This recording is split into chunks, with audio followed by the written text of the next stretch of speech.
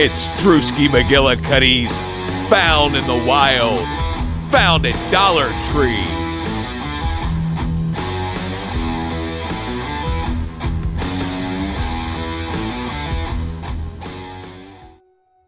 Hey everybody, it's Drewski McGillicuddy, and I'm trying to move things around in the house and get me like a better cohesive background. But I mean, I don't know what I'm doing.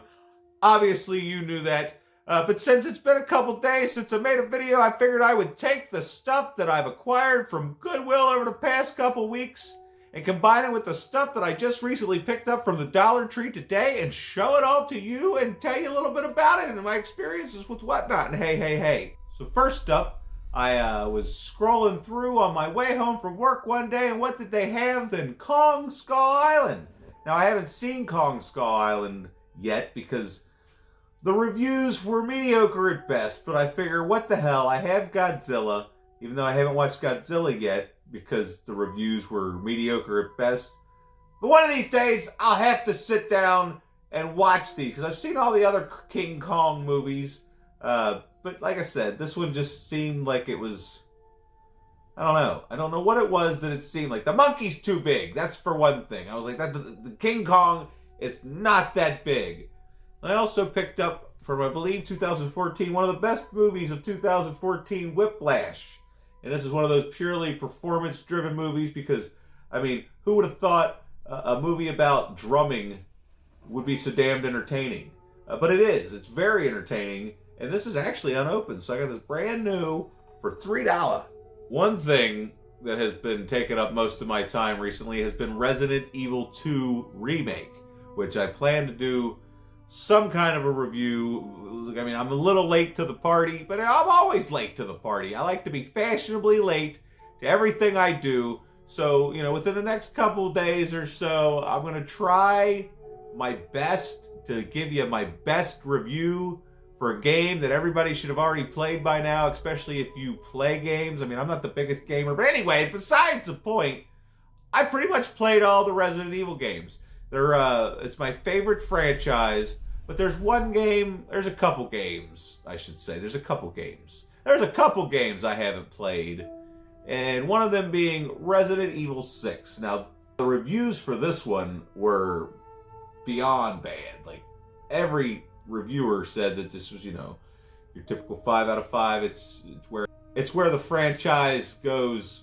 off the rails. I mean, they started with 5, where it stopped being about survival horror and started being more about the action and the quick time events. So I never picked this up, but there's a couple other people that kind of, you know, we have similar taste, and they said that they thoroughly enjoyed the Resident Evil 6 game. So I'm thinking maybe there's a small chance that I'll enjoy Resident Evil 6. And then today, we had went all the way out to the middle of nowhere. Like, we were like literally in the middle of nowhere, and then all of a sudden we were in this little college town, and they have a little tiny Goodwill, and we went in there looking around, and look at that, they had Mortal Kombat X. I don't have Mortal Kombat X. I'm more of a Mortal Kombat 1, 2, and Ultimate Mortal Kombat 3 kind of guy. After that, they started being, you know, whatever. I played Mortal Kombat 9. The graphics were cool, but it didn't have that Mortal Kombat feel that I like from you know, the 90s. And I played a little bit of this game, and it also does not have the Mortal Kombat feel of the 90s. But I figured, damn it, I need to get with the times and quit being an old curmudgeon. So I figure, since I'm unbeatable in the original Mortal Kombats, maybe I should get unbeatable in the new Mortal Kombat. So by the time I quit slacking and get online, I'll get Mortal Kombat 11, and then I'll destroy all of you. I don't know. It could happen. Stranger things have happened. All right, this other little stack that I have came from Arcade Legacy. I was gonna make an Into the Wild video showcasing Arcade Legacy, because I know some of you've seen Arcade Legacy before, but that's one of the places I go to trade my old stuff that I don't need no more for new stuff that I don't need anyway. But I wanted it, so I went and got it.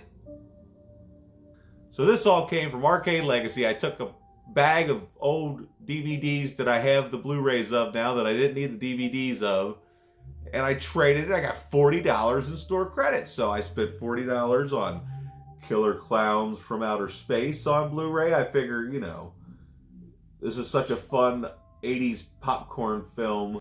I figure I might as well upgrade to the Blu-ray for $5. So next up, I took the tag off of this one already, but for $15, John Carpenter's Escape from New York Collector's Edition from Scream Factory. What are you, stupid? Like I'm gonna pass that up for $15. And it's got the sleeve, it's got the fancy dust cover that Devan Graham's always talking about. So that's neat. I picked up Just Cause 3 because I hadn't got a chance to play it yet, and I was all excited for this because I really liked the second one. And then I played this one for a couple minutes, and I was like, damn it. I could tell right away that I don't think it's going to be as good as the second one, because the second one was awesome.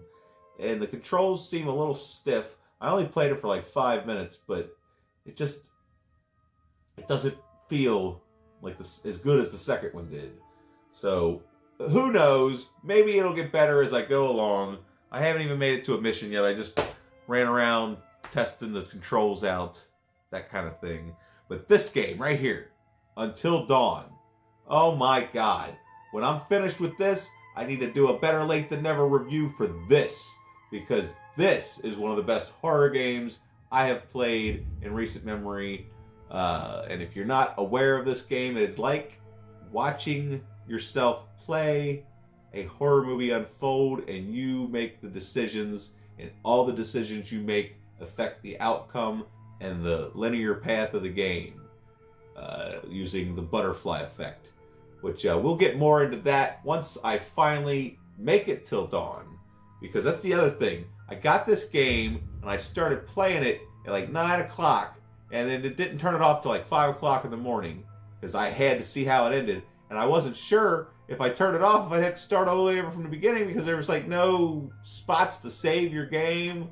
There was no, like, it flowed so cohesively. Like, it's like watching a really long movie that you are controlling. And the performances and the acting, and it's really good. And it's got, you know, your big name actors in it. Like, it's got, I can't remember what his name is, but he's the Russian guy and everything. And then it's got Freddie Malik. Freddie Malik, is that his name? It got Remy Malik, the guy that played Freddie Mercury, Freddie Malik. See, I'm not a professional, everybody. I don't know what I'm talking about, but it's got Hayden Panettiere, or whatever the hell her name is, from Heroes and whatnot. Anyway, the rest of this stuff all came from the Dollar Tree. Will you go lay down or something? I picked this up from my buddy Devon Graham from Hey, Isn't That Devon Graham? And if you're not hip to Hey, Isn't That Devon Graham, and you like to watch people open stuff that you wish you had, go check out Hey, Isn't That Devon Graham? I got this box, all right? It's been sitting there for months, and I'm just instead of sending it to him, I just keep putting stuff in it. So by the time I do send him to it, I'm not going to be able to afford the shipping.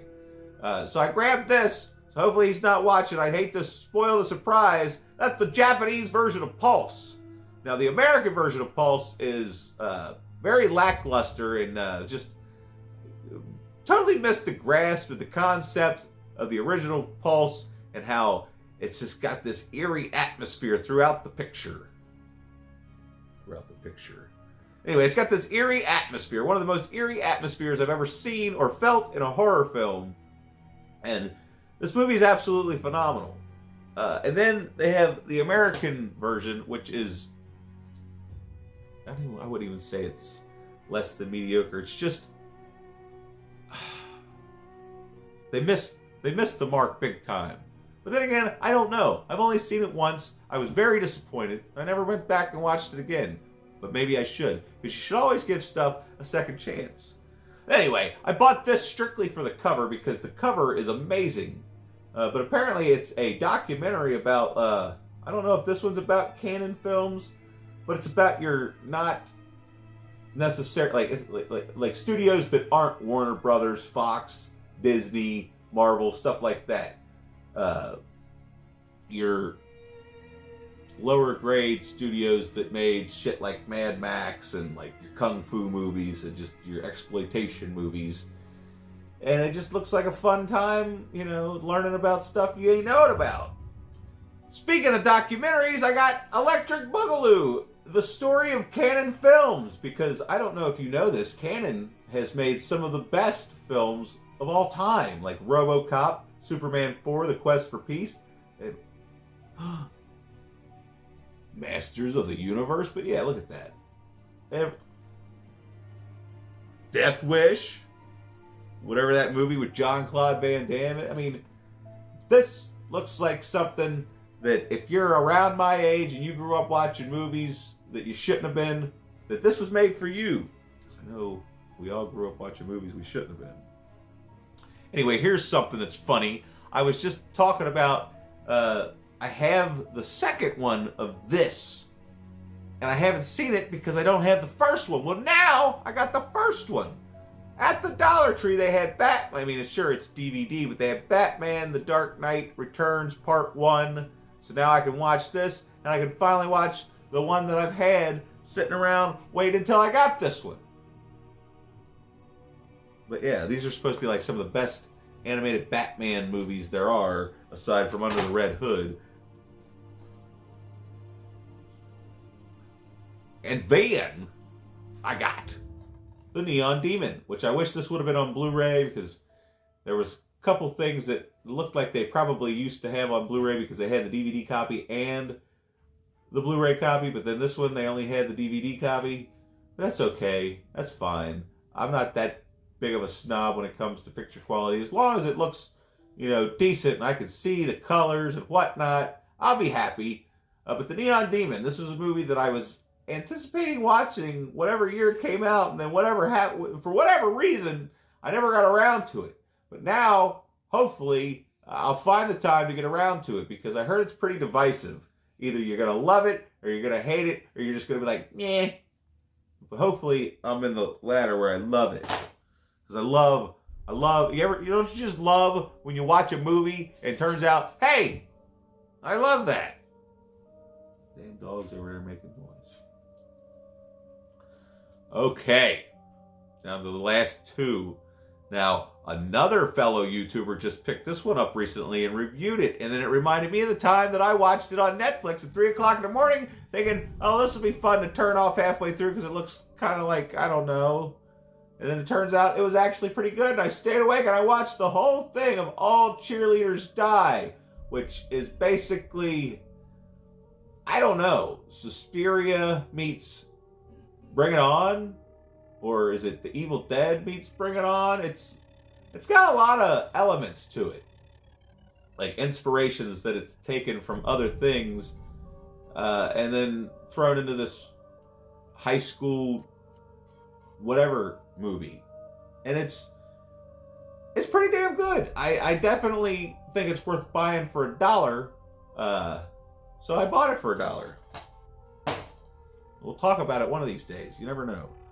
Now, this movie, I was super excited when I got there. Because, like, if I was looking around, I saw these, and I'm like, they're worth $1. I probably would have paid $5 for this. This used to be on Netflix. Probably still is. So if you don't want to go out to the Dollar Tree to seek out Sushi Girl, why don't you look through your Netflix and see if you can find Sushi Girl and watch this movie. Because this movie is badass. It's got Tony Todd, a couple other people that you might like from other things, and it's basically they get all these people in this room, and there's this naked girl, and they're eating food off of her, and then stuff starts happening. It's kind of like that movie Would You Rather, except they're eating sushi off a naked girl. As far as I can remember, that's the only difference, because I feel like they're playing Would You Rather while they're eating sushi off this naked girl. But it's been quite some time since I watched this, because this was one of the first movies I ever remember watching on, streaming Netflix. Because before the streaming Netflix, we had to send that shit in the mail. But, anyway, that's far too long to be running off at the mouth about some stuff that I found at the Dollar Tree and the Goodwill. Plus, I got this little kid over here who won't quit messing around with stuff and distracting me, so I'm going to have to go beat him. So if you'd like to see that, let me know in the comments section down below. The next time I beat him, I'll film it and you all can watch. Get the hell out of here! So anyway, let me know if you liked my pickups. Leave a comment in the comment section down below. Like the video. Do all these things that are... You see them? Will you quit making noise like you're spreading cat hair around? I gotta go beat this kid, okay?